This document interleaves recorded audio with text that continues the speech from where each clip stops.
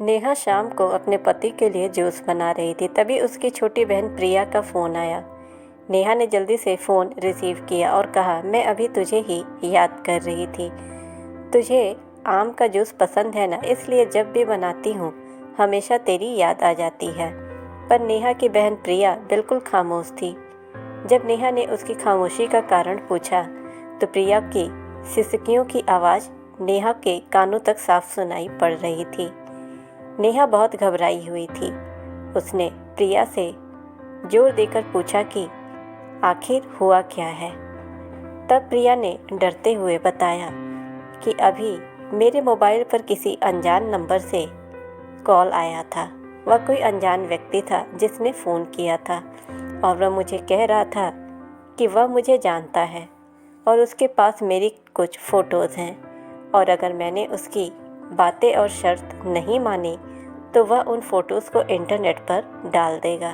तब नेहा ने प्रिया से कहा, प्रिया ऐसे ही कोई गलत नंबर होगा, कोई सरफिरा ऐसे ही तेरे मज़े ले रहा होगा, तू डर मत, कुछ नहीं होगा ऐसा वैसा। तब प्रिया ने घबराते हुए कहा, दीदी मुझे उस इंसान से डर नहीं लग रहा, पर मुझे उसकी बातों से बहुत डर लग रहा है। यह कहकर प्रिया रोने लगी। तभी नेहा ने कहा, तो बताना उस इंसान ने क्या कहा है तुझे। तब प्रिया बोली, उसने मुझे कहा है कि अगर वह मेरी फ़ोटो इंटरनेट पर नहीं डाले तो मुझे उसकी सारी मांगें पूरी करनी होगी। उसने कहा है कि आज रात वह मेरे घर पर आएगा। और इतना कहते ही प्रिया ज़ोर ज़ोर से रोने लगी और रोते रोते बोली, दीदी मुझे उसकी बातें सुनकर घिन आ रही है। ऐसा लग रहा है जैसे उसने मेरे साथ कुछ गलत कर दिया हो। अगर अभी वह मेरे सामने आ जाए तो मैं उसे इसी वक्त जान से मार दूंगी। इतना कहकर प्रिया चीखने लगी। तभी नेहा ने प्रिया से कहा, अरे प्रिया तू संभाल अपने आप को और मुझे उस घिनौने इंसान के नंबर भेज, मैं उसे अभी मज़ा चखाती हूँ। यह कहकर नेहा ने फ़ोन काट दिया। फिर प्रिया ने उस बदमाश के नंबर और उनके बीच हुई बातचीत की रिकॉर्डिंग नेहा को भेजी।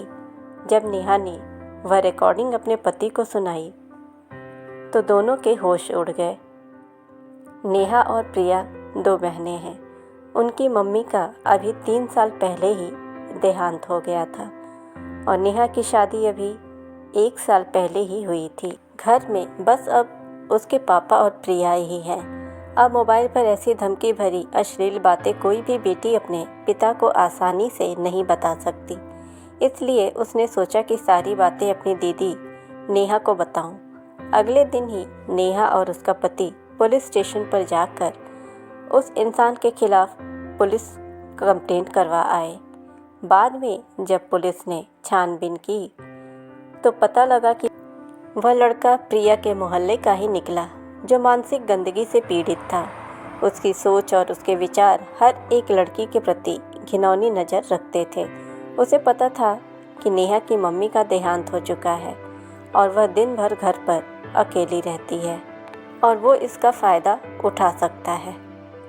अब वह लड़का अपनी बुरी नज़रों और अपनी घटिया बातों से प्रिया की आत्मा के साथ खिलवाड़ कर रहा था। पर बाद में जब उसे पुलिस ने पकड़ लिया तो उसे जेल के सलाखों के पीछे जाना पड़ा।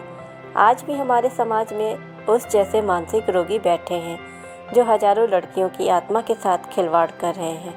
इनमें से कुछ लड़कियां तो मजबूत होती हैं जो ऐसे रोगियों को अच्छा सबक सिखाती हैं और कुछ लड़कियां उनसे डर जाती हैं। लेकिन ऐसे लोगों से डरने की नहीं बल्कि हिम्मत से काम लेने की ज़रूरत होती है। कुछ लड़कियां डर जाती हैं और उनकी मांगों को पूरा करते करते उनकी घिनौनी नज़रों का शिकार बनती हैं। पर आज समय आ गया है कि ऐसे मानसिक रोगियों को हम सबक सिखाएं और उनसे हम लड़ पाएं। इसलिए लड़कियों को उनसे डरने की बजाय उनसे डट कर सामना करना चाहिए। ऐसी ही कहानियों के लिए आप चैनल को सब्सक्राइब करें, नोटिफिकेशन बेल दबाएं ताकि हमारी हर कहानी आप तक पहुंच पाए और इस कहानी को ज़्यादा से ज़्यादा लाइक और शेयर करें।